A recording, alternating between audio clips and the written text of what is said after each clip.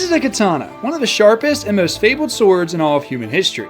Today we're going to make one that can not only split bullets in half, but lives up to the prestige and beauty of these legendary swords.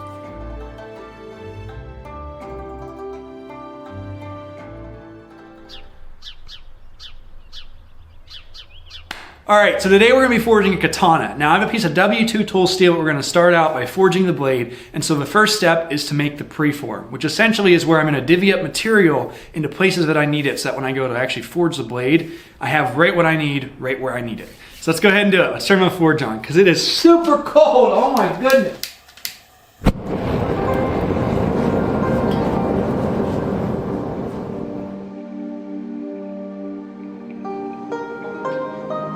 In traditional Japanese bladesmithing, these swords would be made from bloomery steel called tamahagane. Now, an often seen technique for these is to have higher carbon steel wrapped around a softer core inside. This is why making the preform perfect ahead of time is so important, because what this does is it means that your high carbon is placed where it needs to be along the edge, while the softer core remains in the middle. Because I'm using modern homogeneous steel, this isn't as big of a concern, but I still wanted to forge it out just the same way they would have. That way I pay respect to the process that was used before me.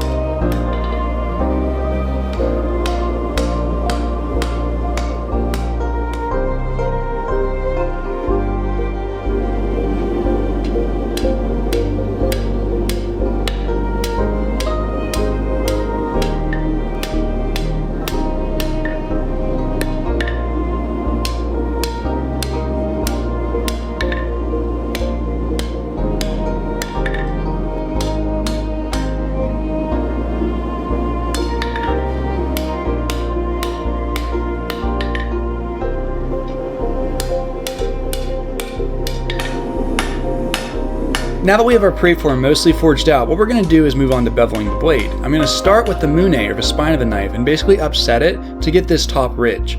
From there we're going to move on to beveling the back of the blade, and that'll allow us to set up for our next bevel, which is the main one. Once all is said and done, this is the finished cross section of the blade we're looking for. It's super critical to make sure this is all nice and set up now, so that later when we go to grind the blade, we don't face issues like asymmetry or improper cross section due to poor forging.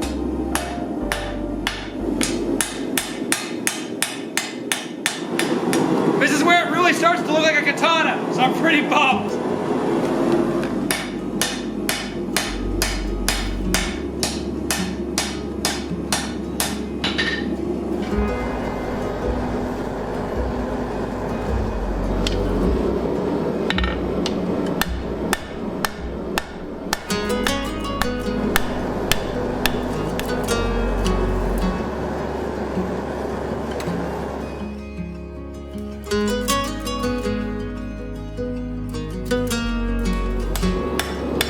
As you forge something like this, you're introducing a lot of stresses into the material by striking it with a hammer.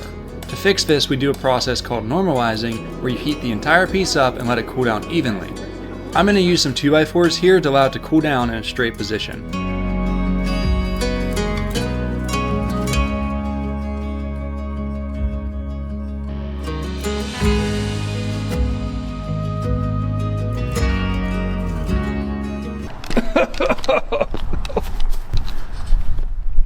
Yep, I might have smoked myself out of the workshop. Pro tip, don't use wood because wood is flammable. But if you are going to use wood, just make sure that you're doing it in an outside or well-ventilated area so that you don't smoke yourself out of the workshop like I just did. Okay, back to the show.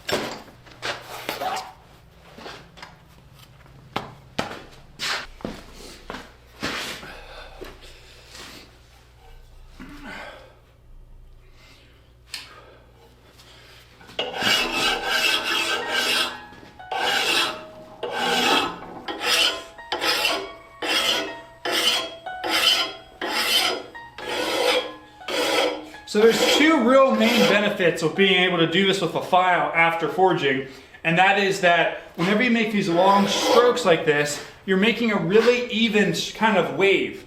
When I have a problem with a belt grinder, sometimes you can get little kinks and you kind of get this uneven surface on the back here, and you want this to be perfectly smooth and you know, one continuous stroke. Another thing is that it allows me to fine-tune the shape of the mune, which is a spine ridge. And that's really important because it's very specific and needs to be symmetrical, and it's difficult to do with a grinder, but a lot easier to control with a file.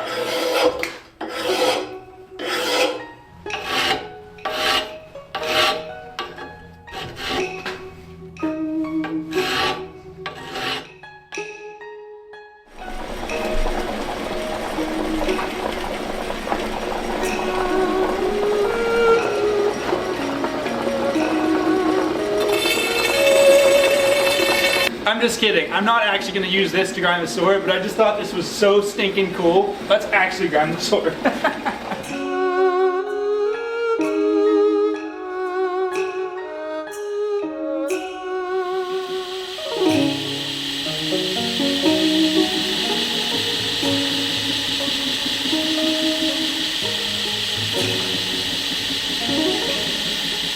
Now that all the forging and grinding is done, the blade has been completely roughly shaped. We're now ready to go in for the quench. Now a quench is where you take a piece of soft steel, quench it at high temperature in some form of liquid or cooling agent, and it hardens the blade, giving it a life, or a sort of soul to the blade if you will. Now where Japanese blades differ from a lot of Western swords is that they're only partially hardened, meaning that the edge is hard, but the spine is soft. This is achieved by applying a clay, in this case I'm going to be using satinite, to the spine of the sword. Now one of the most terrifying parts of this entire project is the fact that we're going to be going into water for our quench medium. Most modern steels do not like to be quenched in water. The type of steel I'm using today, W2, is water quenching friendly. However, it still is known to crack in a water quench if things aren't done properly. I have some experience, we'll say.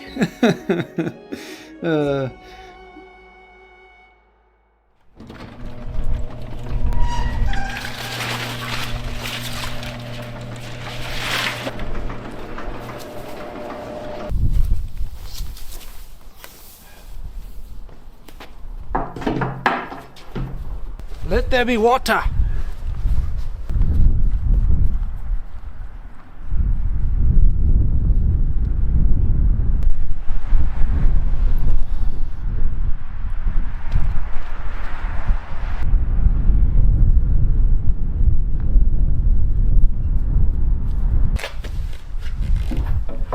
That's weird. It's not a... Ah! Just took a minute. Now you might have noticed that we forged and ground the blade to be straight, and katanas have a curve. That's what kind of makes them a katana, is that signature curve, or sori as it's called in Japanese. Well, that's where the water quench comes in, is it'll actually take that straight blade and add curvature to it due to how volatile water quenching is. This is another reason why it's so dangerous, because you're putting an immense amount of stress on that steel, something that oil quenching does not induce at the same rate. Alas, it's time to quench though, so there's nothing left to do but to bring things up to temperature and say some prayers and hope it goes well.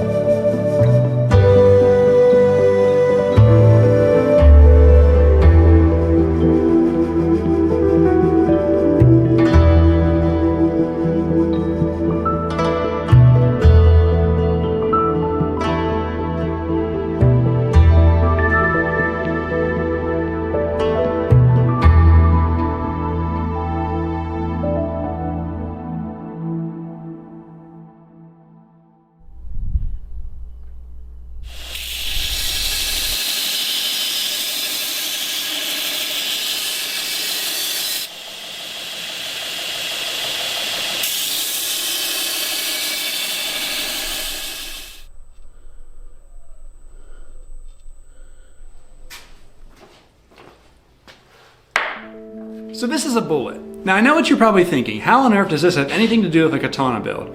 Well, you see, katanas are fabled to have mythological cutting abilities, and one of those kind of fabled tales is that they can split a bullet. Now, one of my dreams as a bladesmith is to always put this to the test and see if I can actually split a bullet with one of my swords. So that's what we're gonna do.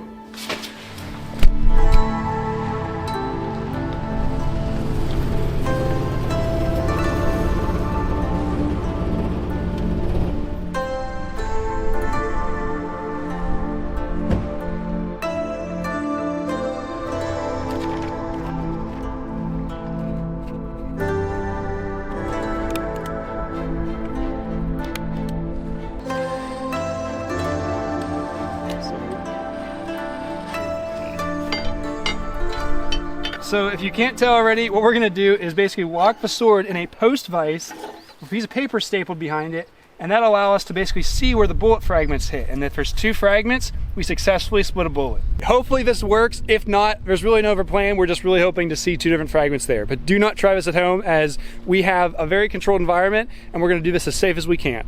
Speaking of safety, I called in someone who is much more knowledgeable on the subject than I, so this is Connor. Connor's going to let me use his 1847 Colt Walker revolver to fire some .45 caliber ball lead ammunition.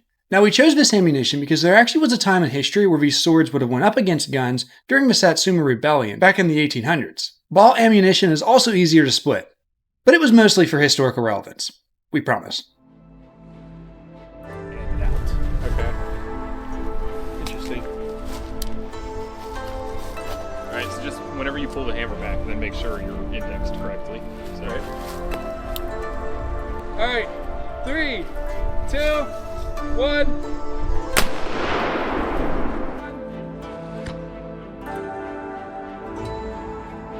It did it! It freaking did it! Oh! Oh! Oh my God!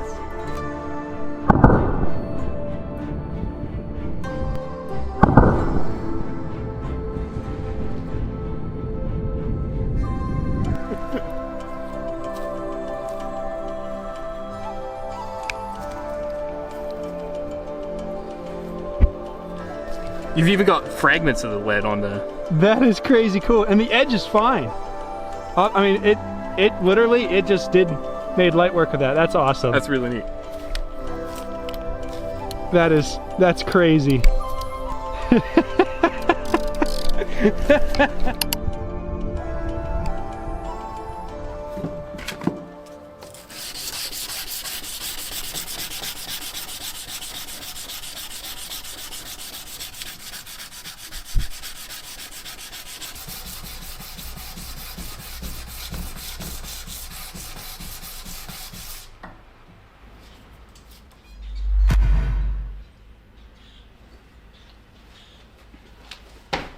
It's time to work on the other parts of the sword. Now that all the rough shaping's been done, the first piece of the handle we're going to start to make is called the habaki. Now this is a small collar portion that fits up to the base of the blade right at the shoulders. These are typically made from copper, silver, bronze, brass, gold, pretty much any non-ferrous metal you can think of, and there's probably habaki made out of it. The metal we're going to be using today is copper.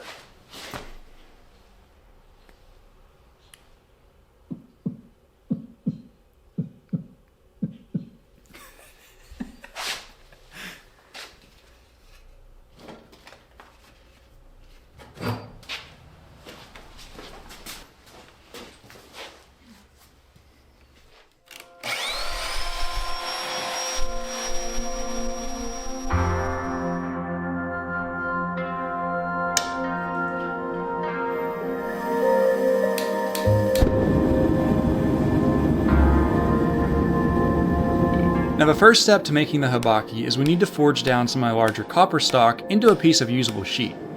You'll notice that I'm going to keep heating up the block of copper and then quenching it in water.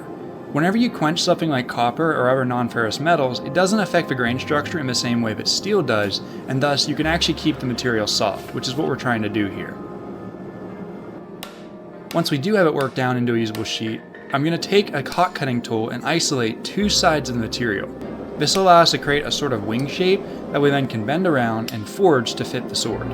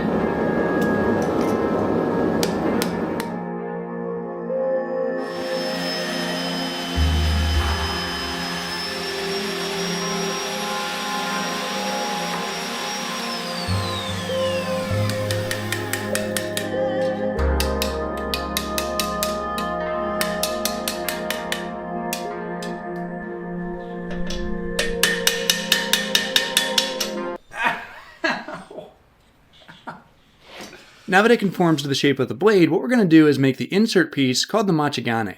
Now to do this, we're first going to hammer out a little bit more copper sheet before cutting it to shape and then grinding it. That way it fits really tightly and allows everything to be soldered together.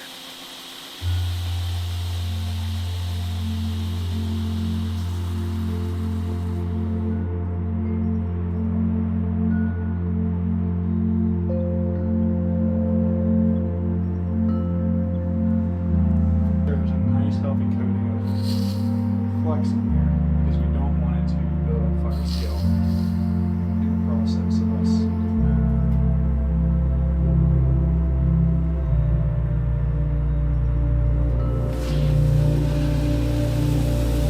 This is the basic sequence of steps of most traditional habaki, but we're going to take it one step farther in the fact that we're going to be doing a two-piece habaki.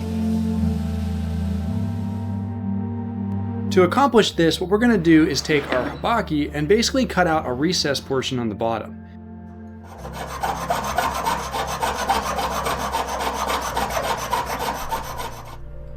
We'll then go ahead and make a reciprocating piece that'll fit up in there almost like a glove. This should be a really tight fit, and once it is fitting, what I'm going to do is take some thin copper sheet and form on the outside. We're essentially trying to create a jacket that'll go around our initial piece, and then it'll all get soldered together. This process was honestly one of the most challenging I've faced in a long time, as I ended up having to do this several times. Essentially, the issues I was facing is my initial piece was actually slightly wedge-shaped, and so when I went to make the jacket, it no longer fit and wasn't able to slide apart like a two-piece habaki should. It's loose. It's not supposed to do that. I say this to hopefully save you some time if you're going to attempt this on your own. Make sure that you make that first piece straight up and down so that the second piece comes on and forms that overall wedge shape that a habaki typically resembles.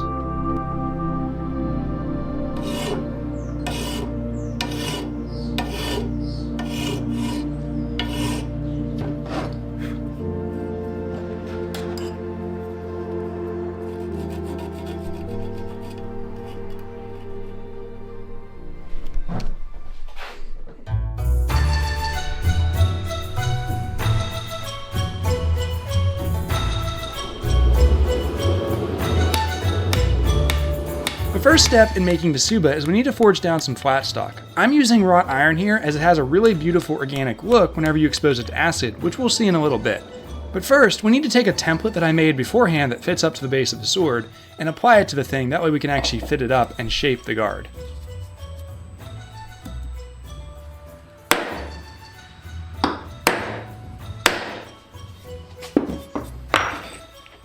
Now we just cut it out, like this.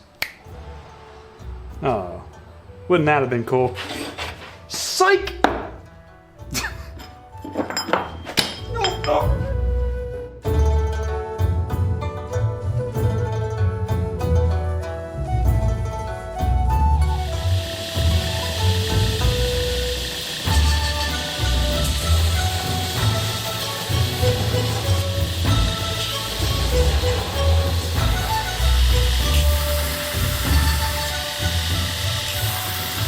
Now the next step is we need to cover this in Sharpie, that way we can start to draw up our design.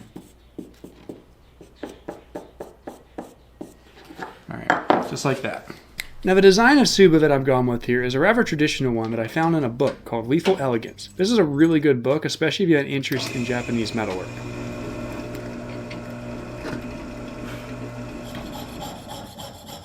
Once I get done doing some of the pierce work on it, I'm going to set it in some pitch before we begin to sculpt it. Alright, so I'm using a die grinder with these sanding flaps to basically go through and hollow out the shape or make it more concave. This is a very large amount of work for a very subtle effect, but oh my goodness, I think it's going to be worth it. So let's go ahead and keep moving.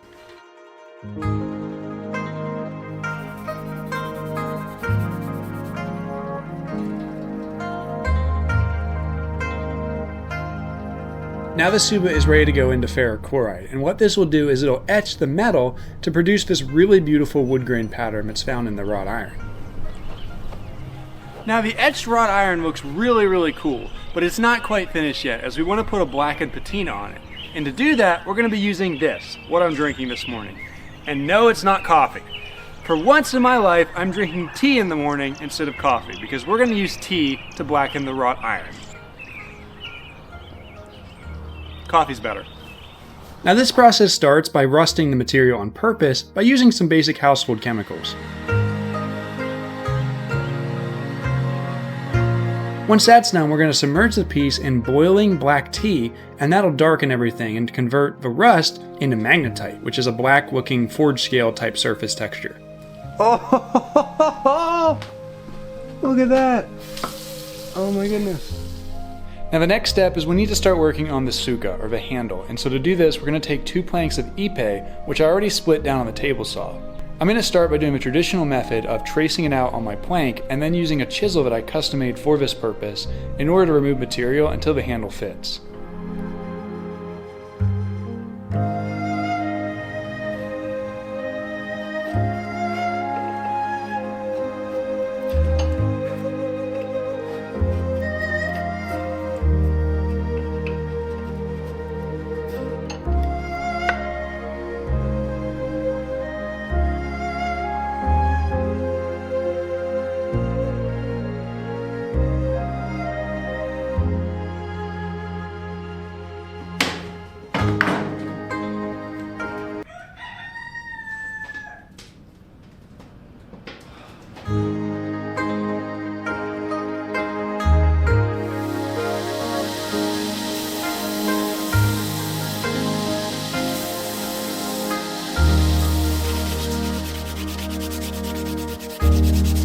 Once the tsuba has been shaped, what we can do is move on to doing the stingray wrap around the wood.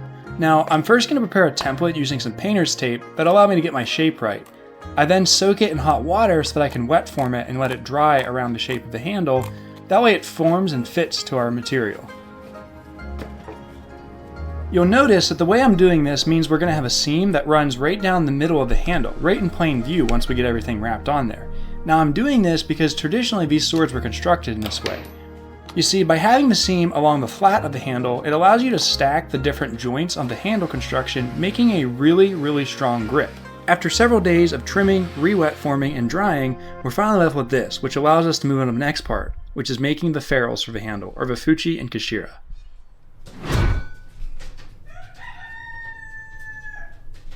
Would that chicken just stop squawking? Now I created this special tooling which basically just allows me to extrude the copper down through it into the shape of our kashira and fuchi. So now we just take the punch and just, go at it.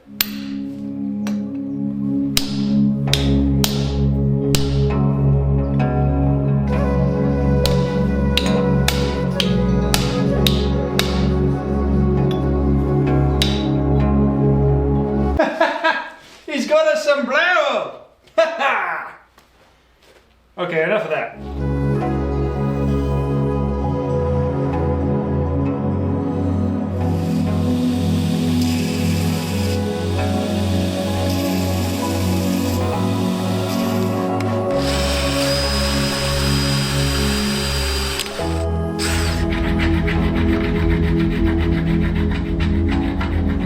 We now need to create the little insert pieces that go in the bottom of the kashira. I first solder together some little tubes before I move on to soldering a plate on the front, but I then drill out and then texture. This leaves you with this really nice capped and really finished look on everything, and now we can move on to engraving and doing the inlay work.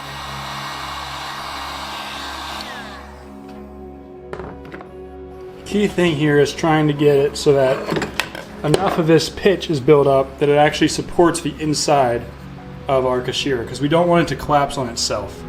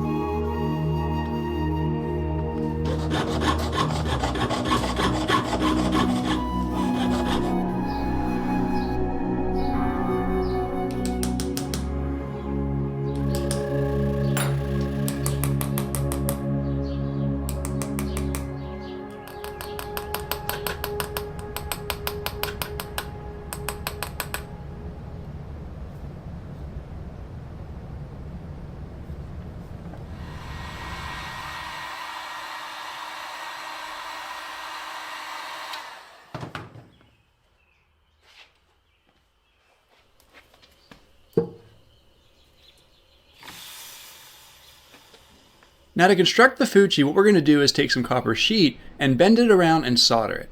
We're then also going to add in this little tab, and this is a historical way of doing this, and essentially it just helps support the seam.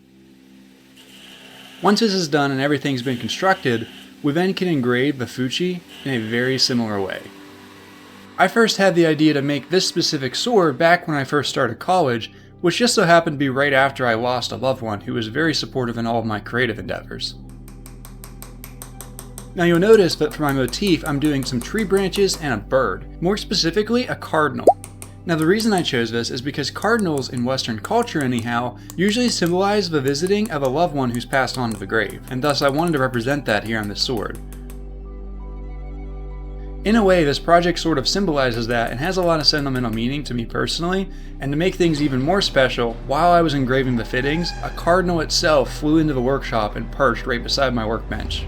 Holy crap. That is the most emotional thing I think that's ever happened. This project is about cardinals, and as I'm engraving it, one literally flew into the workshop. The exact subject that I'm engraving.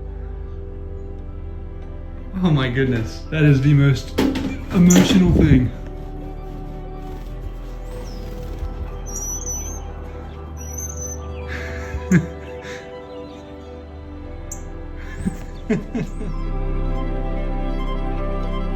At this stage of the project, most of the parts are done. The last couple of things we need to make are the two tsuba, which are two little shims or spacers that go in between different parts. To make these, I basically just pierced out some more copper sheet and then added some decorative filework on the edges.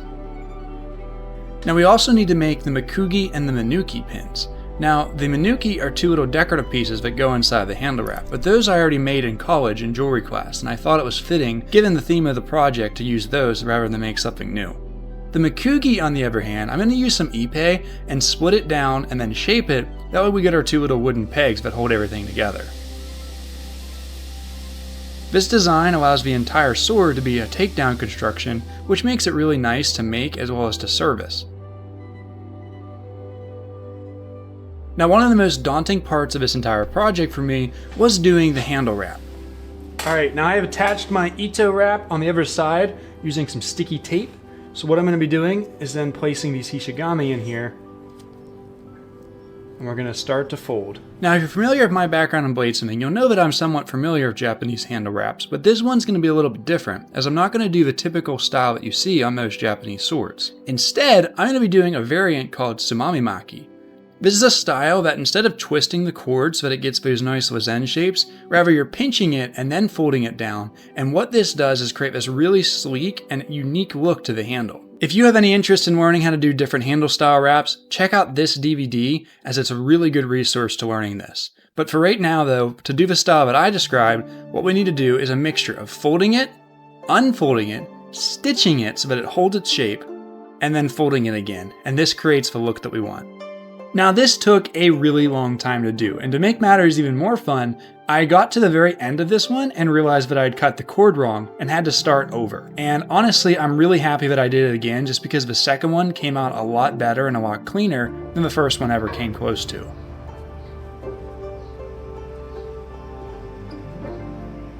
So the final step is to go through and individually adjust each of these little lozen shapes. That allowed me to fine tune the wrap and make it look as nice as I can possibly make it before we do the lacquering. Now to lacquer it, we're just going to take some of this wipe-on polyurethane and brush it on and basically just try to saturate the Ito wrap as little but also healthily as possible.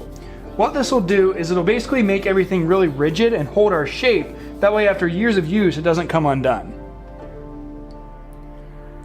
Alright, so while that dries, what I'm going to do is the final step, and that is we're going to be polishing the blade. Now to do this, I'm going to use some sandpaper and a lot of elbow grease. So let's go ahead and do that.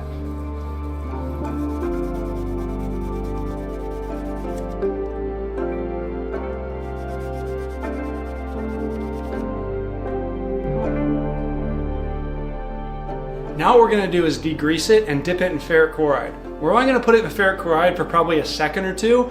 We're going to then pull it right back out, and then we're going to go straight to a buffing wheel going with the direction that we hand sanded in. By doing it this way, you're going to bring out the hamon, and if you were to go perpendicular to those lines, you would muddy the hamon or make it so you can't really see it that well. So it's really important to go with the direction that you sand it in. There's lots of ways to finish hamons. I've just found that this way works really well and gives me a result that I'm really happy with.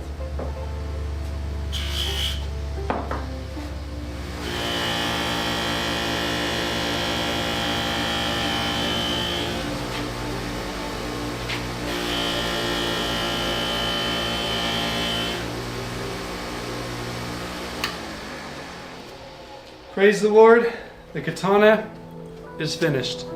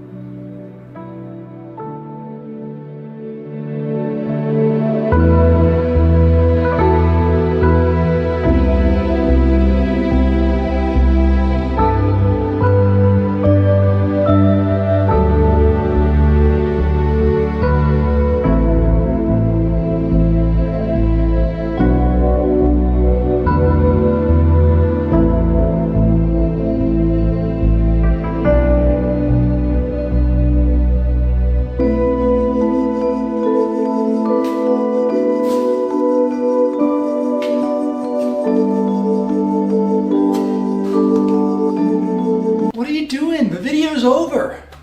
Okay, go watch this video, but seriously, go do something cool. Seriously.